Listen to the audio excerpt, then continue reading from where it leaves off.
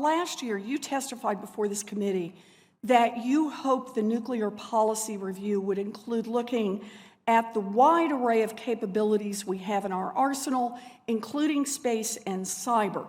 In other words, our ability to deter adversaries is not only about nuclear weapons that we have, it's also about conventional weapons and other areas of strength. And it sounds like the adoption of integrated deterrence that will be part of this review does precisely that. Was Strategic Command fully consulted and able to fully participate in the nuclear posture review process? Senator, first, I want to endorse the idea of integrated deterrence. That STRATCOM and previous commanders have been calling for this, the idea that you use every available instrument, not beyond the military, to best deter your opponent and resolve political issues at the lowest possible level of violence. So we are strongly in support of that. Second is to understand, though, that nuclear deterrence in particular is a part of integrated deterrence. They're not different things. In fact, if you don't have the nuclear piece inside of it, the rest of integrated deterrence doesn't work because your opponent might be able to... Forgive me for interrupting, Admiral. I understand this. I'm just asking a question about process. Was Strategic Command fully consulted and able to fully participate in the nuclear posture review process? STRATCOM was fully involved in the nuclear posture review process up through the Secretary of Defense. I had plenty of opportunity to tell the Secretary personally. We led portions of the nuclear posture review, but beyond that, ma'am, I don't know. Okay. Now, as we discussed last year, the nation's nuclear policy is up to the President and the Secretary. And the goal of a nuclear posture review is to rigorously examine options to determine the proper role for nuclear weapons in our national security strategy.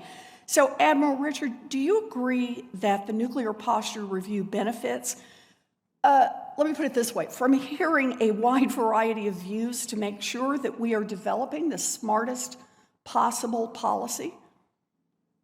Senator, yes, and my responsibility inside that is to offer the operational implications to each of those wide range of views. Okay, and do you think our nuclear policy should be informed by objective technical analysis?